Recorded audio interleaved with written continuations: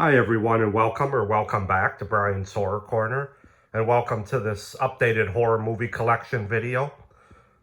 As part of my current series, my current Halloween trifecta of horror series.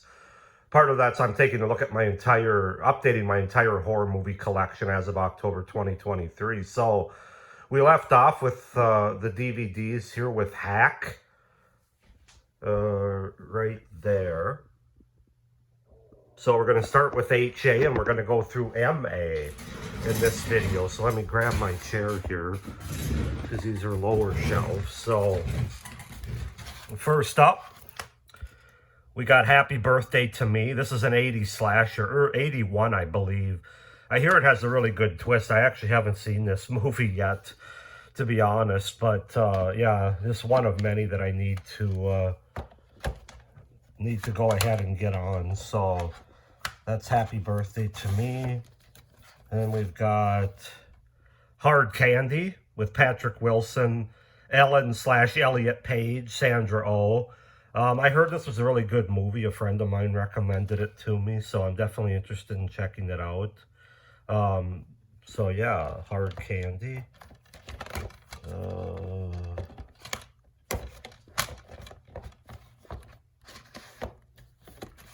Next up, we got Adam Green's Hatchet, the unrated director's cut. I haven't seen any of the Hatchet movies. This is the only one that I currently own, but I'm a big Kane Hodder fan, so obviously him playing Victor Crowley, I'm definitely interested in this series, but got to watch the first one first. Haven't done that yet, so that's Hatchet. And then we've got a great movie to watch this time of the year, kind of a Halloween horror movie, and that's Haunt from 2019, from the writers of A Quiet Place and produced by Eli Roth. So you kind of get the best of good character writing as well as the gore and the violence. What are you carving this Halloween is the tagline. But yeah, Haunt's a really good October watch for sure. So about a group of college friends that go into this haunted attraction that they run across, and of course it ends up being more than just an attraction. And we've got The Haunting from 1963, the original one. Haven't seen it yet. We've got The Haunting in Connecticut, which I did watch once a couple years ago. I remember it being okay or pretty good. I can't remember if I'd say more okay or pretty good. I definitely have to give this one a rewatch, but that's The Haunting in Connecticut. Then we've got Headspace, which was another movie that was recommended to me. Olivia Hussey, William Atherton, Sean Young, Mark Margolis, D. Wallace Stone, Udo Kier. It's an interesting cast for sure. So yeah, I'm definitely interested in checking this one out. Headspace. Yeah, we've got another early 80s slasher. I think it's 1980. He Knows You're Alone. Tom Hanks in this movie. It might be his film debut, actually. Film movie debut. But, yeah, another 80s slasher that I need to check out. That's the theme here through these DVDs. Then we've got Hell Block 13. This is a movie I picked up. I don't know too much about it. I know it's a horror anthology, and it sounded pretty interesting. Yeah, I think this is the one that takes place in prison. Drive-In Academy Award nomination for Debbie Rochon. So, yeah, Debbie Rochon's in it. Yeah, I don't know. I have to check it out. It looks interesting, though. I like my horror anthologies, so... We've got another great Halloween October movie to watch, and that's Hell House LLC, the first one. I've seen the second one a couple times on Shudder. I have never seen the third one, but I really like this movie. I mean, this is one of the few movies that actually creep me out yet, that actually scare me somewhat. It's just great. It's one of the few found footage movies that I really like, where this group of... I don't know, the 20-somethings maybe, they refurbish this old inn into a haunted attraction, haunted house kind of thing, and of course, it ends up being more haunted than they know, beyond what they do. So, that's Hell House LLC. Then we got Hell Night with Linda Blair. I enjoy this movie from 1981. It's kind of a slasher slash haunted house sort of movie, gothic haunted house. Excuse me. But yeah, Linda Blair's really good in this movie, and I enjoy it. I have fun with it. So that's Hell Night. And then we've got the 2-pack of double feature of Clive Barker's Hellraiser and Hellbound, Hellraiser 2. These are really the only 2 Hellraiser movies that I have a need to own. I think I do have Hell on Earth Part 3 in a horror movie pack too, but these are the 2 I really... The first one is classic. Second one is pretty good. I haven't seen the third one yet, but I know a lot of them after that are pretty shitty. So, but yeah, the Hellraiser 2-pack there. And we've got another 80s slasher, Hide and Go Shriek. Haven't seen it yet. Then we've got Hide and Seek with Robert De Niro and Dakota Fanning. I believe this was from 2005. I enjoyed this movie. I think it's okay. I think these 2 are really good in it, in my opinion. Robert De Niro and Dakota Fanning. But, yeah, good movie. Not, it's probably a softer R. It's an R-rated movie, but probably on the softer side of the R. But I enjoy it. It's got a lot of twists and turns in it, and it really works for me. Then we've got the remake of The Hills Have Eyes from 2006, I believe. The version to die for. Unrated. Yeah, I saw this movie like a few years after it came out, and there's definitely some disturbing scenes in it. But I actually think this is one of the times that the remake's actually a bit better than the original. I mean, the original's good, directed by Wes Craven, but yeah, I don't know. This movie's works a little better for me, I think. So The Hills Have Eyes, and of course I have the slip here. I'm not going to take it all the way off. It's basically just the same thing that the slip cover has. Minus this crappy sticker that somebody left on here. Believe me, I didn't pay $20 for this. Not even close. So that's The Hills Have Eyes remake. Then we've got The Hitcher from 1986. I recently just reviewed this movie with Rutger Hauer and C. Thomas Howell. I really enjoy this movie. It's probably my favorite highway horror type movie, at least that I've seen. But yeah, it's just really good. Very suspenseful and creepy. And then we've got its remake, The Hitcher here, which I have not seen yet. I have heard it's not nearly as good as the first one, but I'm still interested in checking it out. Then we've got another horror anthology that I need to watch. That's Holidays. I've kind of heard this is a mixed bag. I've heard people say there's some good shorts in here, and some not so, some ones that don't land quite as well. So have to check out Holidays. And then we've got Home Sweet Home. Don't know too much about this one other than that it's a home invasion movie. So, yeah, I have to check it out. And then finally, last one for this shelf is Horns with Daniel Radcliffe, which I hear is pretty good. He will bring the devil in you. Bring out the devil in you. So yeah, I'm a big Harry Potter fan, so anything Daniel Radcliffe, and especially horror-wise, I'm definitely interested in at least giving it a one-time watch, so we'll see how good. Now moving down to the next shelf, we start with Horror Hotel from the 70s. A little Christopher Lee action here. I don't know too much about this one, but Christopher Lee's in it, and so that's enough for me to check it out, that's for sure. So that's Horror Hotel. Then we've got The Horror of H.P. Lovecraft, which is another horror anthology. Man, I need to do a month of just horror anthologies here. Then we've got the double feature of House and House 2 from the 80s. I haven't seen House 2, the second story yet. I hear it's quite a bit different than the first one, but I really like the first House with William Catt, George Wendt, Richard Mall, Kay Lenz. I just... Ding Dong, You're Dead. It's just a really fun 80s, cheesy 80s horror movie, and I love that house. The look of that house is really awesome there. So, yeah, House and House 2. Then we've got, with Jennifer Lawrence and Max Thieriot, House at the End of the Street, the unrated version. Fear Reaches Out for the Girl Next Door. This is actually a good movie. I actually like this. I think Jennifer Lawrence is good in this. and so is Max Theorot. I saw this on Shudder, I think, a couple years ago, and I actually enjoyed it. It had some interesting twists and turns, and so, yeah, House at the End of the Street, fun. And then we've got Housebound, which is a horror comedy, I believe. Bloody brilliant. You have a new favorite horror film. So yeah, I definitely know it's more on the comedy side, but that was recommended to me, so I have to check that one out. We've got House by the Cemetery by Lucio Fulci, the widescreen edition here. I saw this on Shudder, I believe, a year ago. Excuse me, guys. I really enjoyed it. It's really, really a good movie. A lot of fun. So, House by the Cemetery. And then we've got The House of the Dead, which this is a makeshift cover that I had to do. I think I only got the DVD, so don't know too much about this one, but I know it's a horror anthology, so gotta check it out. We've got the original House of Wax with Vincent Price here. Also includes the 1933 technical. Oh, there's a Mystery of the Wax Museum as well from 1933.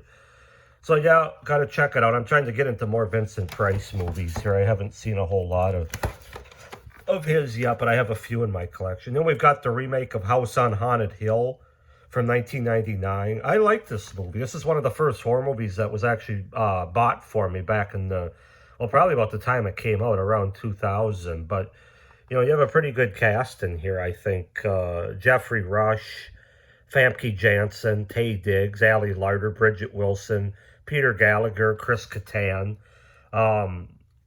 Yeah, I don't know. I have fun with it. I enjoy it. It's, you know, it's got some bad CGI and some things in it that don't work, but ultimately it's a pretty fun time for me.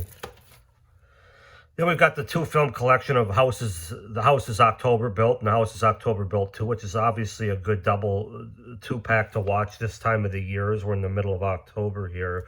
Haven't seen either of these yet. I need to get on that, but I hear that they'd be right up my alley, I think. Then we've got The House That Dripped Blood with Christopher Lee, Peter Cushing, John Pertwee. Terror awaits you in every room. The thing that's funny about this movie is the title, The House That Dripped Blood. But of course, this is an Amicus film. And if you know Amicus films, blood and gore aren't really their thing. And that's okay. They're still really good movies, well-made movies. But I just think it's ironic, the title, The House That Dripped Blood. But this is a good one. I like Amicus, especially anthology movies, and that's a good one. Then we've got Identity with John Cusack, Ray Liotta, Amanda Peet from 2003. I actually saw this movie in theaters and was blown away by it. It's got one of the great twists, I think, of all time. Very, very good horror thriller, in my opinion. Just kind of an unraveling mystery as well. So yeah, Identity is definitely worth a watch if you haven't seen it before, with a good cast. Then we've got Incident in the Ghostland. This is another movie that's got a really good twist. I watched this a couple years ago, a year and a half ago maybe, on Netflix or I think it was Shudder. True Evil Never Dies, and it just, all I'm going to say, it has a really interesting, good twist to it, and it's good. It's a good movie. I definitely recommend checking out Incident in the Ghostland.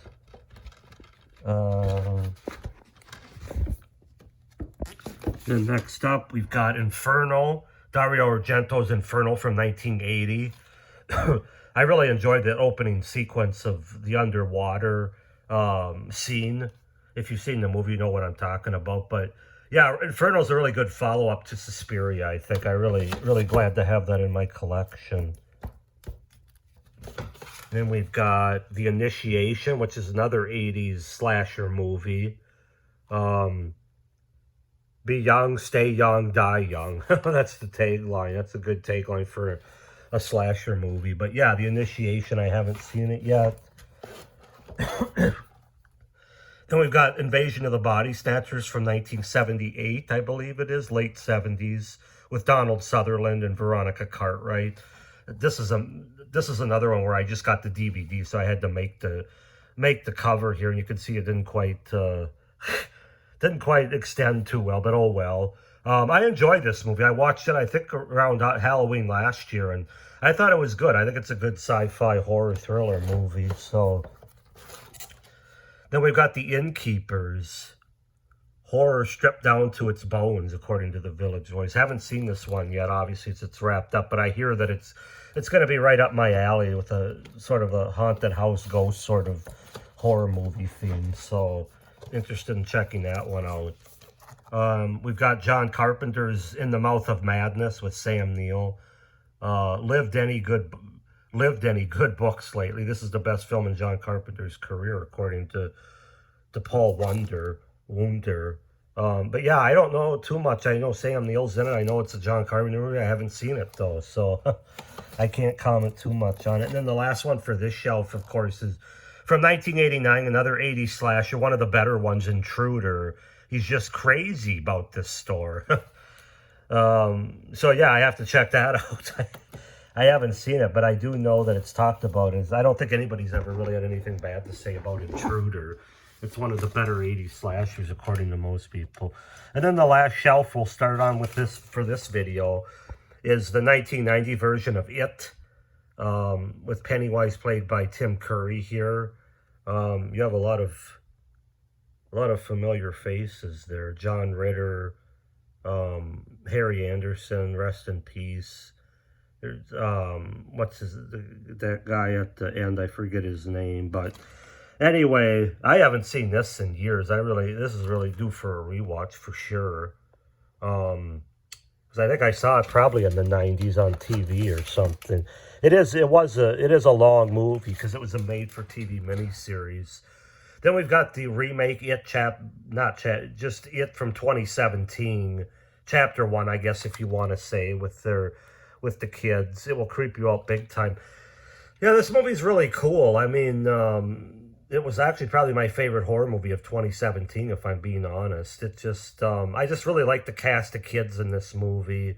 And Bill Skarsgård as Pennywise. I mean, what can you say? He was awesome. I don't have yet Chapter 2. Then we've got Jack Frost, sort of a Christmas holiday horror movie. It's fun. It's pretty silly. But it's fun. I really like the first Jack Frost. It's a good time. The second one is awful. But then we got Jacob's Ladder with Tim Robbins, Elizabeth Pena, and Danny Aleo. Viscerally scary. I haven't seen this in years either, but I remember it's a trip, man. This movie's really a trip, and it's kind of one of those ambiguous endings, ambiguous movies. You're not quite sure what's going on, but it's good. It's really good. Tim Robbins is good in that. Then, of course, we've got the original Jaws from 1975. What can you say about this? I mean, it's classic. One of the great horror movies of all time. It sort of invented the blockbuster. Yeah, the original Jaws, just nothing but good things to say about it. That I did pick up. Excuse me, guys. Still fighting a cold here. I did pick up the Jaws 3 movie collection of the sequels, Jaws 2, Jaws 3, Jaws the Revenge. I don't really like any of the sequels all that much, but it does have bonus features here. Jaws 2 is okay. If I'm in the right mood, I can watch it. It's probably the closest to the original Jaws in terms of the tone and a lot of the characters, but it's just such a boring movie, and they end up focusing too much on these sailboating kids. Jaws 3 is really over the top, 3D, like SeaWorld kind of movie. It's kind of cheesy fun, I guess, if you can have fun with it. And then Jaws the Revenge is just flat out awful. But anyway, got all the Jaws movies at least together.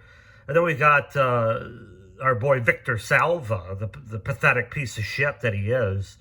The perverted piece of shit, Jeepers Creepers 1 and 2, though, are good movies, I have to say, separating the man from the art. Especially the first Jeepers Creepers that I have on this 2-pack here. The second one is good, too. And the rest of them after that really stink, in my opinion. But then we've got Jennifer's Body with Megan Fox and Amanda Seyfried, the unrated version. This movie's pretty good. I like it. I like the two lead actresses in it. Even Megan Fox, who's not a great actress, but she's good in this movie. This is one of the better movies I've seen her in. But I don't really care for the ending all that much, but it's okay. I like Megan's Body. Then we've got Just Before Dawn, which is another 80s slasher movie here that I have on this.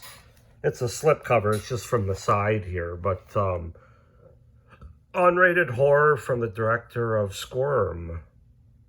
George Kennedy's in it, so you know it's got to be good. That's Just Before Dawn. Have to check it out. Krampus, another Christmas horror movie. PG-13. So this is kind of a good gateway horror movie, you might say, around the holidays. It's probably one I'll watch with my son in a few years. I'm not quite ready to watch it with him yet at 7, but just because he tends to have bad dreams about everything he sees, or nightmares. But Krampus is good. I really enjoy Krampus. It's PG-13. But it's fun. It's a good holiday horror movie. Then we have Quon, the 1965 horror anthology movie. Haven't seen this one yet, but it looks and sounds really good from all accounts. So have to check that out. And then we've got Laid to Rest, the unrated director's cut. Don't know too much about this one, but it was recommended to me. The most inventive death scene in years. Somebody said on the back. So yeah, I have to check it out and let you guys know. Or you could let me know if you've seen it already in the comments, so don't tell me too much. Then we've got The Last House on the Left, the collector's edition unrated version. Yeah, what can you say about this movie? This is the original, of course, from 1972, directed by Wes Craven. You really have to be in the mood for it, the right mood. I do anyway, and it kind of falls into my least favorite genre of horror, which is the rape revenge sort of subgenre. But still, I can recognize the fact that it's a well-made movie, well-directed, and very, very freaky. And also probably a little too real is really the thing about that movie. We have Late Fee, the unrated edition. This is another horror anthology that has a really cool premise about, you know, it's Halloween and Halloween-related. So this is another one, a good one to watch this time of the year. But it's an anthology about not returning movies on time, like rentals, I think. Thus the title Late Fee. So the late fee isn't just charging you an extra $1. Then we've got Let Me In, the remake to Let the Right One In, the American remake with Chloe Grace Moretz. I heard this is pretty good, actually. I don't know about the best American horror film in the last 20 years. That might be a bit of a stretch. But I haven't seen the movie yet, but by all accounts, it's good. It's good as an American remake for a superior foreign film, anyway. We've got The Lighthouse with William Dafoe and Robert Pattinson. How the hell do you know? Pattinson. Robert Pattinson. I don't know why I had a hard time. An instant classic, according to Fresh to me. Yeah, all I know is this is a black and white recent horror movie. That's about as much as I know until I watch it. So, then we've got Little Deaths, the unrated version here. Another slipcover. This is again, it's just the same as the cover, but this is another horror anthology that I really need to watch. I'm just going to have to reserve a month next year to just do horror anthologies nonstop. Then we've got a Lamberto Bava film, Macabre. This is another early 80s